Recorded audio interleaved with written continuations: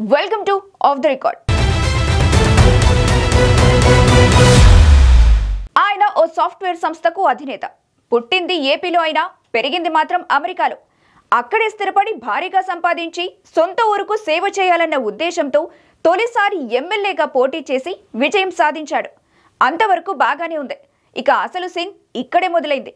గెలిచిన తర్వాత నియోజకవర్గ ప్రజలను గాలికి వదిలేసి అమెరికాలో బిజీ అయ్యాడంట. దీంతో నియోజకవర్గ ప్రజలు లబోదిబోమంటున్నారు. సమస్య ఏదైనా వస్తే ఎవరికి చెప్పుకోవాలో అర్థం కాక తలలు పట్టుకుంటున్నారు. ఇంతకీ ఆ నాయకుడు ఎవరు? ఆ నియోజకవర్గం ఏది?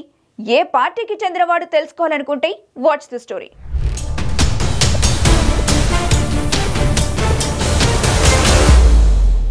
నెల్లూరు జిల్లాలో అత్యంత వెనుకబడిన ప్రాంతం ఏదైనా ఉందంటే అది ఉదయగిరి నియోజకవర్గం అని చెప్పుకోవచ్చు.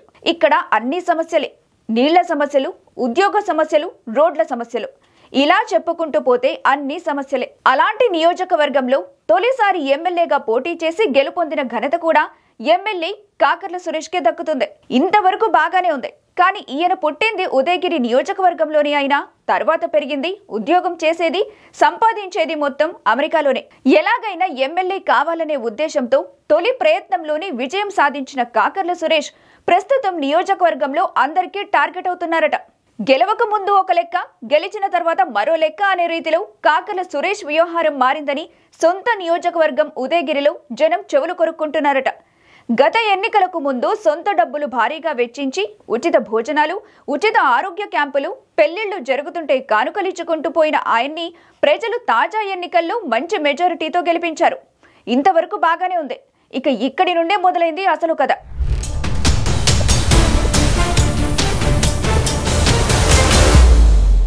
గెలిచిన తర్వాత ఆయన అసలు ప్రజలకే అందుబాటులో ఉండటం లేదట. మెరుపు తీగలాగా అప్పుడప్పుడు నియోజకవర్గానికి వచ్చిపోతున్నాడు. అమెరికాలోని తన వ్యాపారానికి సంబంధించి బిజీగా ఉన్నాడట. దీంతో జిల్లాలోని పెద్ద నియోజకవర్గంలో 8 మండలాల ప్రజలు లబోదిబోమంటున్నారట. ఎలక్షన్ కు ముందు నిరంతరం ప్రజలకు అందుబాటులో ఉంటూ సేవా కార్యక్రమాలు చేస్తూ నానా హంగామా చేసిన కాకర్ల సురేష్ ఎలక్షన్ అయిపోయిన తర్వాత మెరుపు తీగలాగా చుట్టపు చూపులాగా వచ్చిపోతున్నాడట. దీంతో సమస్యలు ఎవరికి చెప్పుకోవాలని తలలు పట్టుకుంటున్నారని ప్రచారం జరుగుతుంది. ఇక దీనికి తోడు నియోజకవర్గంలో మాజీ ఎమ్మెల్యే, బలమైన వ్యక్తి బొల్లినేని రామారావుకి ప్రస్తుత ఎమ్మెల్యేకి మధ్య పచ్చగడ్డి వేస్తే భగ్గుమంటుందట. ఒకరిపై ఒకరు అధినేత చంద్రబాబు వద్ద పదే పదే ఫిర్యాదులు కూడా చేసుకుంటున్నారంట.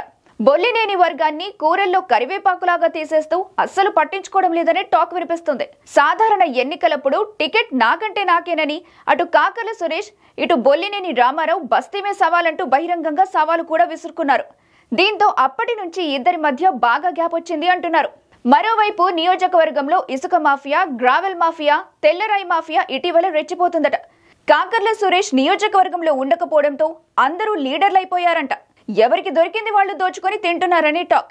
గతంలో వైసీపీలో చక్రం తిప్పిన 2-3 నేతలు టీడీపీలో చేరి తమ హవా కొనసాగిస్తున్నారని ప్రచారం జరుగుతుంది. కొద్దిమంది ఏకంగా టీడీపీలో ₹1,00,000 కట్టి జీవితకాల సభ్యత్వం కూడా తీసుకున్నారని చెబుతున్నారు.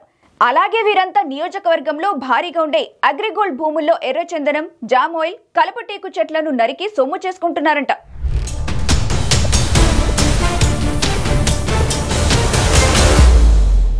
నియోజకవర్గంలో ఇంత దారుణంగా దోచుకుని దాచుకుంటుంటే ఎమ్మెల్యేకి తెలియకుండా పోతుందా అని ప్రతి ఒక్కరూ నవ్వుకుంటున్నారట.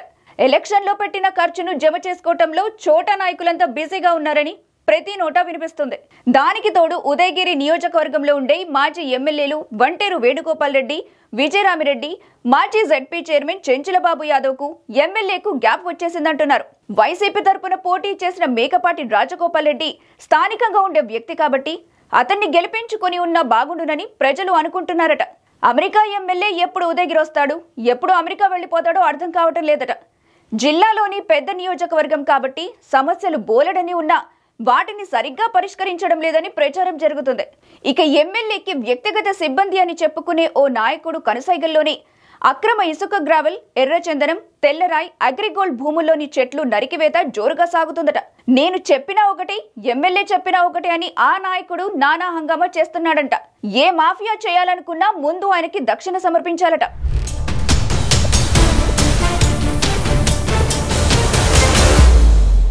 ఇక నియోజకవర్గంలో ఇంత తతంగం జరుగుతున్నా ఎమ్మెల్యే ఎందుకు అక్రమాలకు పాల్పడుతున్న నాయకులపై చర్యలు తీసుకోవడం లేదో అర్థం కావటం లేదంట.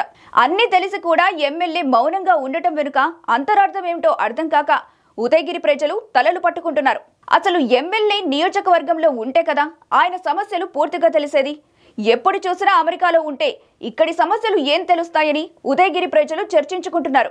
మరి నియోజకవర్గంలో ప్రజల యొక్క బాధల్ని, మనోభావాలను అర్థం చేసుకుని ఎమ్మెల్యే సురేష్ వారికి అనుగుణంగా నడుచుకుంటారు, లేక తాను తగ్గేదే లేదంటూ అమెరికాలోనే ఉంటారు, వేచి చూడాలి.